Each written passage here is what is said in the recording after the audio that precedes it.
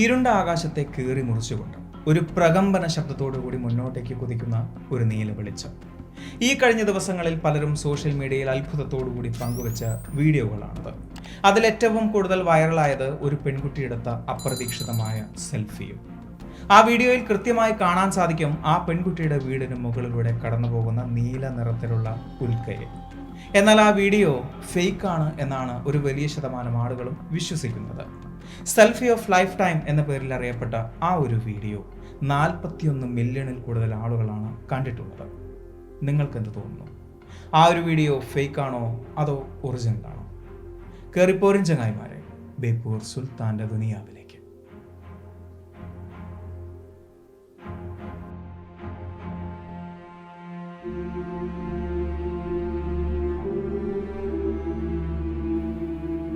രണ്ട് ദിവസങ്ങൾക്ക് മുമ്പ് സ്പെയിൻ്റെയും പോർച്ചുഗലിൻ്റെയും ആകാശത്തിലൂടെ നിയോൺ നീല നിറത്തിൽ പ്രകാശം പരത്തിക്കൊണ്ട് ഒരു വസ്തു അതിവേഗത്തിൽ പറന്നുപോയതിനെക്കുറിച്ച് വാർത്തകൾ പരന്നിരുന്നു.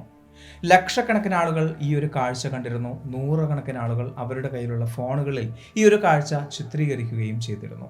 സോഷ്യൽ മീഡിയയിൽ അത്തരത്തിലുള്ള പല വീഡിയോകളും നിങ്ങൾക്ക് കാണുവാനും സാധിക്കും. യൂറോപ്യൻ സ്പേസ് ഏജൻസിയുടെ ഇൻഫർമേഷൻ പ്രകാരം ഭൂമിയുടെ അടുത്തുകൂടെ കടന്നുപോയ ഒരു ധൂമകേതുവിലെ, അതായത് ഒരു കോമറ്റിലെ അടർന്നുപോയ ഏതോ ഒരു ഭാഗത്തെയാണ് ഇങ്ങനെ കാണാൻ സാധിച്ചത്. ഒരുപാട് വീഡിയോകൾ ഇതേക്കുറിച്ച് സോഷ്യൽ മീഡിയയിൽ പരന്നിട്ടുണ്ട്. എങ്കിലും ഏറ്റവും കൂടുതൽ ആളുകളെ അത്ഭുതപ്പെടുത്തിയതും ഏറ്റവും കൂടുതൽ ആളുകൾ കണ്ടതുമായ വീഡിയോ ആണ് സെൽഫി ഓഫ് ലൈഫ് ടൈം എന്ന പേരിൽ പ്രചരിക്കുന്നത്. മറ്റെന്തോ ഷൂട്ട് ചെയ്യാൻ വേണ്ടി ക്യാമറ സെറ്റ് ചെയ്ത് മാറിയിരുന്ന ഒരു പെൺകുട്ടി ആകാശത്തു കൂടെ ശബ്ദത്തോടെ പോയ ആ നീല ഉൽക്കയെ അത്ഭുതത്തോടുകൂടി നോക്കി നിൽക്കുന്നു. ആ ഫോൺ ക്യാമറയിൽ കൃത്യമായി ആ ഉൽക്ക പതിയുകയും ചെയ്തു. അത്ഭുതമെന്നും മനോഹരമെന്നും ഒരുപാട് പേർ കമന്റ് ചെയ്തിട്ടുള്ള ആ ഒരു വീഡിയോ കൃത്രിമമായി കെട്ടിച്ചമച്ചതാണ് എന്നാണ് 4chan പോലുള്ള പബ്ലിക് ഡിസ്കഷൻ പ്ലാറ്റ്ഫോമുകളിൽ ചർച്ച ചെയ്യപ്പെടുന്നത്. ആ ഒരു വീഡിയോയെ കീറി മുറിച്ചുകൊണ്ടും അതിൻ്റെ ലൈറ്റിങ്ങും മറ്റും സൂക്ഷ്മമായി പരിശോധിച്ചുകൊണ്ടും അവർ വാദിക്കുന്നത് ആ വീഡിയോ ഫേക്കാണ് എന്നാണ്. എന്നാൽ എഡിറ്റിംഗിൽ പ്രമുഖരായ പലരും ഉറപ്പിച്ചു പറയുന്നു അതൊരു യഥാർത്ഥ വീഡിയോ തന്നെയാണ് എന്ന്. അവസാനം ആ വീഡിയോയിൽ കണ്ട അതേ പെൺകുട്ടി തന്നെ ആ വീഡിയോയുടെ ഡീറ്റെയിൽസ് അടങ്ങുന്ന സ്ക്രീൻഷോട്ട് പങ്കുവെക്കേണ്ടി വന്നു. ഒരുപക്ഷെ സ്വാഭാവികമായും ഇങ്ങനൊന്നും സംഭവിക്കില്ല എന്ന തോന്നലിൽ നിന്നുമായിരിക്കാം അതൊരു ഫേക്കാണ് എന്ന വാദം പുറത്തു വന്നത്. പക്ഷെ അതുപോലെ നൂറുകണക്കിന് വീഡിയോകൾ പുറത്തു വന്നതോടുകൂടി ആ ഒരു വാദം പലരും പിൻവലിക്കുകയായിരുന്നു. അങ്ങനെ ഒരു വസ്തു ആകാശത്തുകൂടെ കടന്നു പോകുന്നു എന്നതിൻ്റെ മുന്നറിയിപ്പ് ആർക്കും ലഭിച്ചതായി കേട്ടിട്ടില്ല. അങ്ങനെ ഒരു വസ്തു ആകാശത്തുകൂടെ കടന്നുപോയിട്ട് എവിടെയാണ് പതിച്ചത് എന്നും ആർക്കും അറിയില്ല. അങ്ങനെ ഇരിക്കുമ്പോൾ സ്വാഭാവികമായും സംഭവിക്കേണ്ട ഒരു ചർച്ചയുണ്ട്. ആകാശത്തുകൂടെ കടന്നുപോയത് ഒരു ഉൽക്ക തന്നെയാണോ അതോ മറ്റെന്തെങ്കിലും? പല മലയാളം വാർത്താ ചാനലുകളും ഈ ഒരു സംഭവത്തെ റിപ്പോർട്ട് ചെയ്തത് കോമറ്റുകളാണ് എന്നും മീറ്റിയോറുകളാണ് എന്നും മീറ്റിയോറൈറ്റുകളാണ് എന്നുമൊക്കെയാണ്. ഈ പറയുന്ന മൂന്നും ഒരുപാട് വ്യത്യാസങ്ങളുള്ള സംഭവങ്ങളാണ്. കോമറ്റുകൾ എന്നാൽ തുടക്കത്തിൽ പറഞ്ഞതുപോലെ ധൂമകേതു. കോമറ്റിലെ കോമ എന്ന വാക്കുകൊണ്ട് അർത്ഥമാക്കുന്നത് അതിൻ്റെ അന്തരീക്ഷമാണ്. കോമറ്റിന്റെ അന്തരീക്ഷത്തിൽ, അതായത് ധൂമകേതുവിന്റെ അന്തരീക്ഷത്തിൽ അടങ്ങിയിരിക്കുന്നത് നെബുലാവശിഷ്ടങ്ങളാണ്. ഇതിനെ വാൽനക്ഷത്രം എന്ന പേരിലും അറിയപ്പെടുന്നുണ്ട്. മീറ്റിയോറൈഡ്, മീറ്റിയോർ, മീറ്റിയോറൈറ്റ്, ഇത് മൂന്നാണ് എന്ന് പലർക്കും അറിയില്ല. ഭൂമിക്ക് പുറത്തുകൂടെ സഞ്ചരിക്കുന്ന ധൂമകേതുക്കളിൽ നിന്നും അടർന്നു തെറിക്കുന്ന പാറക്കഷ്ണങ്ങളെയാണ് പൊതുവെ നമ്മൾ മീറ്റിയോറൈഡുകൾ എന്ന് വിളിക്കുന്നത്. അത് ഭൂമിയുടെ അന്തരീക്ഷത്തിലേക്ക് കടന്നാൽ അത് കത്തി ജ്വലിച്ചുകൊണ്ട് ആകാശത്തുകൂടെ കടന്നു പോകുന്നതും കാണാറുണ്ട്. അവയാണ് മീറ്റിയോർസ്. എന്നാൽ ഇത് ഭൂമിയിൽ പതിച്ചാൽ, അതിനെ ഉൽക്കാശിലയായി നമുക്ക് കാണാൻ സാധിച്ചാൽ അതിനെ നമ്മൾ വിളിക്കുന്ന പേരാണ് മീറ്റിയോറൈറ്റ്.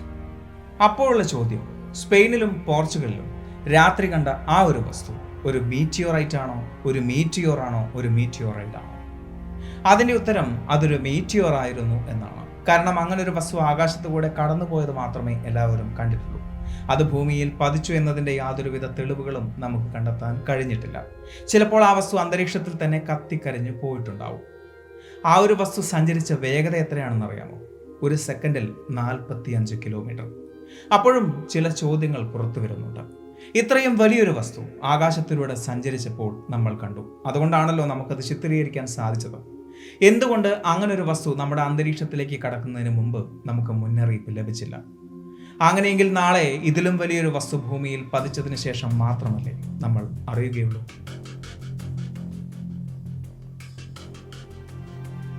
യുഗങ്ങൾക്ക് മുമ്പ് അങ്ങനൊന്ന് സംഭവിച്ചിട്ടുണ്ട്. ആ ഒരു ഉൽക്കാപതനത്തിലാണ് അന്ന് ഭൂമിയിൽ ഉണ്ടായിരുന്ന ബഹുഭൂരിപക്ഷം ജീവജാലങ്ങളും തുടച്ചു നീക്കപ്പെട്ടത്. ദിനോസറുകളില്ലാതായ ആ ഉൽക്കാപതനം. ഭാവിയിൽ എന്തെങ്കിലും അതുപോലൊന്ന് സംഭവിക്കുമോ എന്ന ഭയം കൊണ്ടായിരിക്കാം ആളുകൾ ഇങ്ങനെ ചോദിക്കുന്നത്. എന്നാൽ അത്തരത്തിലൊരു ഭയം വേണ്ട. ഈ ഒരു സംഭവം മാത്രം നോക്കാം. പോർച്ചുഗലിലെ വീസു സിറ്റിയിലെ അതോറിറ്റി ഏതാനും ദിവസങ്ങൾക്ക് മുമ്പ് മുതൽ തന്നെ ഇതുപോലൊരു മുന്നറിയിപ്പ് നൽകിയിട്ടുണ്ടായിരുന്നു. അതായത് ഭൂമിയുടെ അന്തരീക്ഷത്തിലേക്ക് സെക്കൻഡിൽ 45 കിലോമീറ്റർ വേഗതയിൽ ഒരു വസ്തു കടന്നു വരുന്നുണ്ട് എന്ന്. എന്നാൽ ആ വസ്തു എന്താണ് എന്നോ അതെവിടെയാണ് പതിക്കാൻ പോകുന്നത് എന്നോ അവർക്കറിയില്ലായിരുന്നു. Space.com റിപ്പോർട്ട് ചെയ്തതനുസരിച്ച് ഏപ്രിൽ 15 മുതൽ മെയ് 27 വരെ മീറ്റിയോർ ഷവറിന് സാധ്യതയുള്ളതായി മുന്നേ തന്നെ റിപ്പോർട്ട് ചെയ്യപ്പെട്ടിരുന്നു. ഈറ്റ അക്വാറൈറ്റ് മീറ്റിയോർ ഷവർ എന്നറിയപ്പെടുന്ന ഉൽക്കാവർഷം എല്ലാ വർഷവും ഈ സമയം, അതായത് ഏപ്രിൽ മെയ് മാസങ്ങളിൽ സംഭവിക്കാറുള്ളതാണ്. അതിൻ്റെ ഒരു ഭാഗമായാണ് ഇങ്ങനൊരു പ്രതിഭാസം സംഭവിച്ചത് എന്നും അതിൽ പ്രസിദ്ധീകരിച്ചിട്ടുണ്ട്. അന്ന് ഒരു പൂർണ്ണചന്ദ്രനേക്കാൾ വെളിച്ചത്തിൽ മണിക്കൂറിൽ 65,000 കിലോമീറ്റർ വേഗതയിലാണ് ആ നീലപ്രകാശം ആകാശം കീറിമുറിച്ച് സഞ്ചരിച്ചത്. പ്ലാനറ്ററി ഡിഫൻസ് എന്ന് കേട്ടിട്ടുണ്ടോ? അതായത് ഭൂമിക്ക് പുറത്തുള്ള കോമറ്റ്സിനെയും ആസ്ട്രോയിഡ്സിനെയും നിരീക്ഷിക്കുക എന്നതാണ് അവരുടെ പ്രധാന ജോലി. അത്തരം നിരീക്ഷണത്തിൽ ഭൂമിക്ക് ഭീഷണിയായിട്ടുള്ള ആസ്ട്രോയിഡ്സിനെയും കോമറ്റ്സിനെയും തിരിച്ചറിയുകയും നേരിടുകയും അവരുടെ ജോലി തന്നെയാണ്.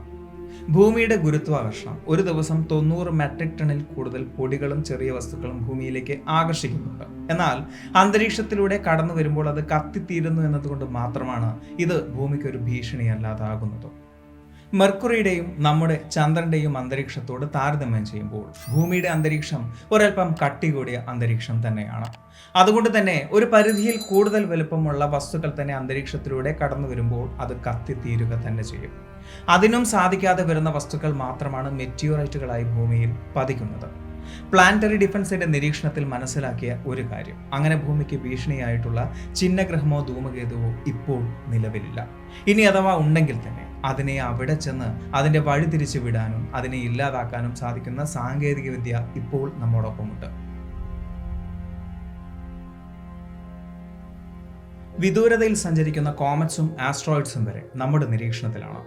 അവയ്ക്ക് സംഭവിക്കുന്ന ചെറിയൊരു മാറ്റം പോലും നമ്മൾ നിരീക്ഷിക്കുന്നുണ്ട്. ഇങ്ങനെ നമുക്കടുത്തൂടെ സഞ്ചരിക്കുന്ന നിയോ ഒബ്ജക്ട്സ്, അതായത് നിയർ എർത്ത് ഒബ്ജക്ട്സ് നിരീക്ഷിക്കപ്പെടുമ്പോൾ നമ്മുടെ ട്രാക്കിംഗ് മെഷർമെന്റ് ഉപയോഗിച്ച് അത് സൂര്യനെ കറങ്ങി വരുന്ന ഭ്രമണപഥത്തെ നമുക്ക് എസ്റ്റിമേറ്റ് ചെയ്യാൻ സാധിക്കും. അതിലൂടെ സമീപഭാവിയിൽ എപ്പോഴെങ്കിലും അത് ഭൂമിക്കടുത്തുകൂടെ സഞ്ചരിച്ചു പോകുമോ എന്നതുവരെ നമുക്ക് കാൽക്കുലേറ്റ് ചെയ്യാൻ കഴിയും. ഇതുവരെയുള്ള നമ്മുടെ നിരീക്ഷണത്തിലൂടെ മനസ്സിലാക്കാൻ സാധിച്ച ഒരു കാര്യം, 1 കിലോമീറ്ററിൽ കൂടുതൽ വലുപ്പമുള്ള ഒരു ആസ്ട്രോയിഡ് ഭൂമിയിൽ പതിച്ചാൽ അത് വലിയൊരു ദുരന്തം തന്നെ സൃഷ്ടിച്ചേക്കാം. ആ ഒരു കാരണം കൊണ്ട് തന്നെ 1998 US കോൺഗ്രസ് നാസയെ ഒരു ജോലി ഏൽപ്പിച്ചിരുന്നു. 1 കിലോമീറ്ററിൽ കൂടുതൽ വലുപ്പമുള്ള നിയോ ഒബ്ജക്ട്സിനെ നിരീക്ഷിക്കാൻ.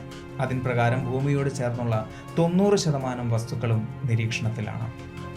കഴിഞ്ഞ 20 വർഷമായി നിരീക്ഷിക്കപ്പെടുന്ന ഈ വസ്തുക്കളിൽ ഒന്നും തന്നെ ഭൂമിക്ക് ഭീഷണിയായിട്ടുള്ളതില്ല എന്നാണ് നാസ റിപ്പോർട്ട് ചെയ്തിട്ടുള്ളത്. ഇതുവരെ നിരീക്ഷിക്കപ്പെട്ട ധൂമകേതുക്കളിൽ 1% താഴെയുള്ളവയ്ക്ക് മാത്രമേ ഭൂമിക്ക് അടുത്തുകൂടെ സഞ്ചരിക്കാൻ പോലും സാധിക്കുകയുള്ളൂ എന്നും ആ റിപ്പോർട്ടിൽ പറയുന്നുണ്ട്. സൂര്യനെ ഭ്രമണം ചെയ്യുന്ന ഒരു വസ്തുവിന്റെ ഭ്രമണപഥം ഭാവിയിൽ എപ്പോഴെങ്കിലും ഭൂമിയുടെ ഭ്രമണപഥത്തെ ഇന്റർസെക്ട് ചെയ്യുന്നുണ്ടെങ്കിൽ അതിനെ ഭൂമിയുടെ ഭീഷണിയായി കണക്കാക്കും. പിന്നീട് കാൽക്കുലേറ്റ് ചെയ്യുന്നത് അതിന്റെ വലുപ്പമാണ്.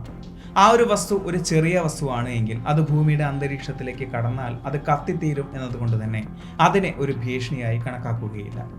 ഇനി അഥവാ അങ്ങനെ ഇന്റർസെക്ട് ചെയ്യുന്ന ഒരു വസ്തുവിന് 100 മീറ്ററിൽ താഴെയാണ് വലുപ്പമെങ്കിൽ അതുണ്ടാക്കുന്ന ഇമ്പാക്ട് ലോക്കൽ സ്കെയിൽ ഡാമേജ് എന്നും, 100 മീറ്ററിന് മുകളിലാണ് വലുപ്പമെങ്കിൽ അതുണ്ടാക്കുന്ന ഇമ്പാക്ട് റീജിയണൽ സ്കെയിൽ ഡാമേജ് എന്നും, 1 കിലോമീറ്ററിന് മുകളിലാണ് വലുപ്പമെങ്കിൽ അതുണ്ടാക്കുന്ന ഇമ്പാക്ട് ഗ്ലോബൽ സ്കെയിൽ ഡാമേജ് എന്നും അറിയപ്പെടുന്നു. ഇനി ഇതിലുള്ള ഒരു സന്തോഷ വാർത്ത എന്താണെന്ന് വെച്ചാൽ വരുന്ന 1000 വർഷത്തിനുള്ളിൽ അത്തരത്തിലൊരു ഗ്ലോബൽ സ്കെയിൽ ഡാമേജ് ഉണ്ടാക്കാൻ സാധിക്കുന്ന ഒരു നിയോ ഒബ്ജക്റ്റിനെയും ഇതുവരെയുള്ള നിരീക്ഷണത്തിൽ കണ്ടെത്താൻ സാധിച്ചിട്ടില്ല എന്നതാണ്. 2013 റഷ്യയിലെ ഉരൽ റീജിയണിൽ ഒരു മീറ്റിയോർ പതിച്ചിരുന്നു. അതിന്റെ വലുപ്പം എന്ന് പറയുന്നത് 20 മീറ്റർ ആണ്. അതായത് അതുണ്ടാക്കിയ ഇമ്പാക്ട് എന്ന് പറയുന്നത് ഒരു ലോക്കൽ സ്കെയിൽ ഡാമേജ് ആണ്. അത്തരത്തിലുള്ള ഡാമേജുകൾ ഓരോ പതിറ്റാണ്ടുകളിലും സംഭവിക്കാൻ സാധ്യതയുണ്ട് എന്നതും തള്ളിക്കളയാൻ കഴിയില്ല. എന്നാലും ആ മീറ്റിയോറിന് നീല നിറം ഉണ്ടാവാനുള്ള കാരണം എന്താണ്? അതിനെ പലരും ഇലക്ട്രിക് ബ്ലൂ എന്നൊക്കെയാണ് വിളിച്ചത്. അങ്ങനെ ഒരു നീല നിറം അതിനുണ്ടാവാനുള്ള കാരണം അതിൻ്റെ ഹൈ വെലോസിറ്റിയും അതിലടങ്ങിയിരിക്കുന്ന ലോഹങ്ങളുടെ പ്രത്യേകതയുമാണ് എന്നാണ് മനസ്സിലാക്കാൻ സാധിക്കുന്നത്. നീല നിറമായതുകൊണ്ട് തന്നെ അതിലടങ്ങിയിരിക്കുന്ന ലോഹങ്ങൾ മഗ്നീഷ്യവും കാൽഷ്യവും ആവാനാണ് സാധ്യത. ഈ രണ്ട് ലോഹങ്ങളും വേപ്പറൈസ് ആവുമ്പോൾ പുറത്തു വരുന്ന നിറങ്ങളാണ് നീലയും പച്ചയും. അത്തരത്തിലൊരു കാഴ്ച കാണാൻ സാധിക്കുക എന്നത് ലക്ഷത്തിലൊരാൾക്ക് ലഭിക്കുന്ന ഭാഗ്യമാണ് എന്നാണ് എൻ്റെ വാദം.